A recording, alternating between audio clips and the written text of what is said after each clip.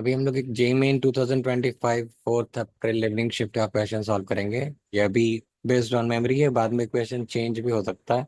सो अभी का ये जो क्वेश्चन है उसके उसके बेसिस पे जो भी हम लोग और यहाँ पे इसको सॉल्व करेंगे, ठीक है। ये क्वेश्चन में दे रखा है आपको कि 1 square into 15 C1 plus 2 square into 15 C2 up to 15 square into 15 C15 is equal to 2 raise to the power n into 3 raise to the power m into 5 raise to the power k। तो हमें m plus n plus k की value find out करनी है। तो ये question तो कई बार आ चुका है और इस टाइप का। इस वाले क्वेश्चन में क्या करना है कि आपको एक जनरल टर्म लिख के काम करना है। अगर आप इसको सिग्मा नोटेशन से इसको सॉल्व करना चाहते हो तो आप इसका जो जनरल टर्म में वो लिख सकते हो, आप वो है r² and it is 15 CR। और आप इसका लिख सकते हो ऐसा, sigma r varies from zero, नहीं यहाँ पे वन, वन से लेके आप जा सकते हो बेसिकली 15 तक, राइट। तो ये आप ऐसे तो जीरो से भी जा सकते हो, तो first term anyways which will become zero, right. So आप पहले तो ऐसा लिखते हैं, फिर आप इसको जीरो भी लिख सकते हो because anyways first term r अगर रखेंगे तो वो जीरो चला जाएगा। तो 0 to 15 and this will be r² 15 CR। क्योंकि r = 0 रखने पे तो ये तो आपको जीरो ही होने वाला है, ठीक है। तो पहला टर्म जीरो हो जाएगा। तो इसको सॉल्व करने में क्या करें, इसको आप लिख सकते हो r² तो लिख लेते हैं, इसको जरा एक्सपैंड भी कर लेते हैं। तो r² इंटू 15 CR को हम लोग ऐसा लिख सकते हैं, फैक्टोरियल 15 अपॉन फैक्टोरियल r और फैक्टोरियल 15 - r, ठीक है। अब नेक्स्ट टर्म आप ऐसा r = 0 to 15 चले जाओ। फिर नेक्स्ट टर्म में आप इसको ऐसा लिख सकते हो r = 0 to 15। और यहाँ पे आपको एक r² और ये एक r फैक्टोरियल से एक r निकाल के कैंसिल कर लेते हैं। r² into factorial 15 upon r into r - 1 का फैक्टोरियल, और इसको आप लिख सकते हो 15 - r का फैक्टोरियल। अभी एक r तो यहाँ से कैंसिल हो गया, तो आपको बचा क्या, एक r इंटू 15 फैक्टोरियल। तो ये आपको हुआ r = 0 to 15। अभी यहाँ पे अगर देखा जाए तो r आपको एक्चुअली फिर से वन में चेंज हो रहा है। फिर इसको हम लोग थोड़ा चेंज करेंगे, बट अभी के लिए चलिए आप इसको ऐसा लिख सकते हो r = 0 to 15। और ये आप यहाँ पे इसको ऐसा लिख सकते हो r into 15 factorial upon r - 1 का फैक्टोरियल, और ये 15 - r। अभी यहाँ पे देखते तो हम लोग क्या चाहते हैं कि ये वाला जो टर्म है ना, ये भी कुछ एलसीआर के फॉर्म में आ जाए।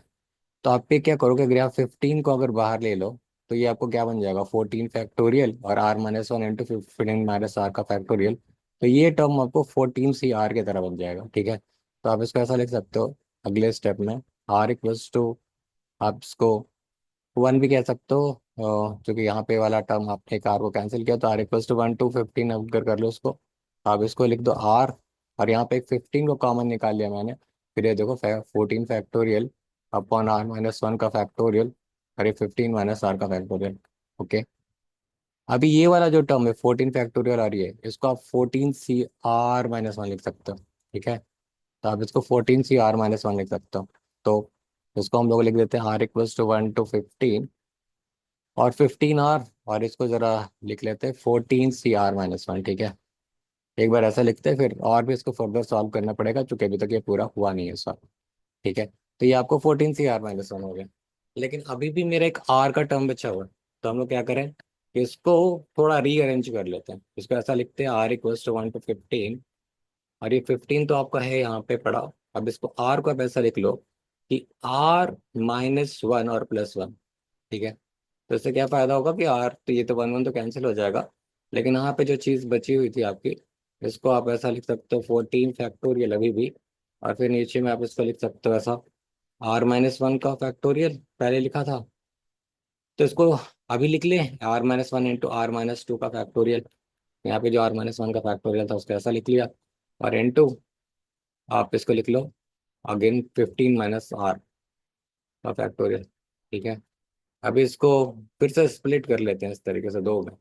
तो यहाँ पे अब आपको जाके सॉल्व होना शुरू होगा, यानी यहाँ पे क्या हो जाएगा, 15 इंटू इसको r - 1 रख लिया, और इंटू इसको 14 फैक्टोरियल रख लिया, और यहाँ पे अपॉन r - 1 इंटू r - 2 का फैक्टोरियल हो गया, और ये 15 - r का फैक्टोरियल।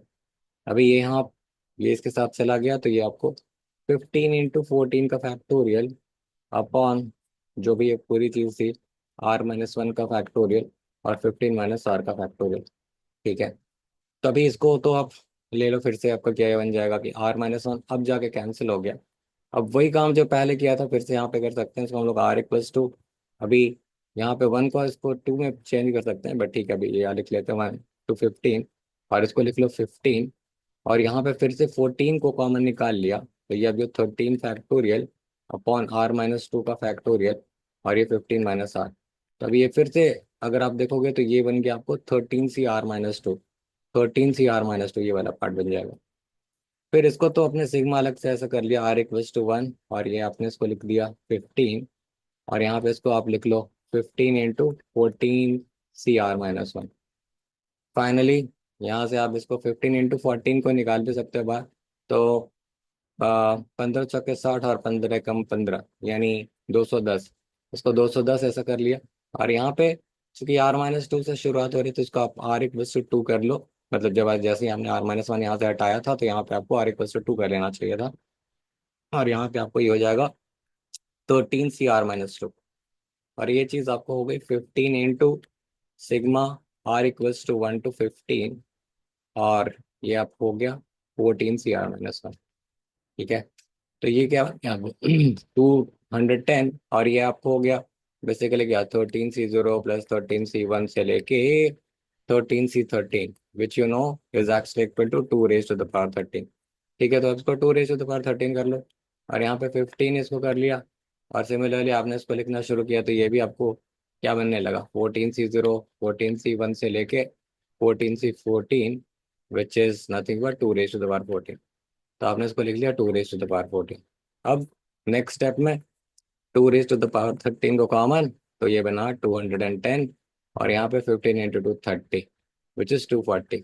अब ये 213 और ये 240, अब क्या करें 240, तो 240 को फिर से फैक्टराइज करते हैं, तो 2120 then 260 then 230 then 215 then 3 and 5। तो यहाँ पे 2 raised to the power 4 × 3 × 5 आ गया, यानी 2 raised to the power 13 × 2 raised to the power 4 × 3 raised to the power 1 × 5 raised to the power 1। तो यहाँ पे क्या बन गया 2 raised to the power 17 × 3 raised to the power 1 × 5 raised to the power 1। यानी यही दे रखा था फाइनली आपको कि एन एम और के। तो एन हो गया आपको 17, तो n = 17, m = 1 एंड k = 1। तो यानी n + m + k आपको हो गया 17 + 1 + 1 विच इज 19। ठीक है, तो यही है आपका आंसर ये। ठीक है, जो भी एन एम जो भी था, एन एम एन के, राइट। तो यही है आपका आंसर। तो इस वाले क्वेश्चन में जब ऐसा भी क्वेश्चन पहले भी था आया था मैं जेई मेन में, तो आपने R² को क्या करना है कि R² को आपको एलिमिनेट करना है 2-3 स्टेप में, आपको जाके लंबे तरीके से ऐसा हो रहा है। और इसको आप ऐसा कर सकते हो कि आप एक बार R को एक बार हटाओ, फिर देन अगेन नेक्स्ट स्टेप में चूंकि R-1 आ गया, तो R-1 + 1 करके फिर से R-1 को हटाओ, और ऐसा करने पे आपका जाके फाइनली आंसर निकल के आ जाएगा। ठीक है, तो इस क्वेश्चन में इतना ही। अगर आपको कोई और फर्दर डाउट हो तो इस क्वेश्चन में, तो आप मेरे से कमेंट सेक्शन में पूछ सकते हैं। Thank you so much for watching this video. Have a good day.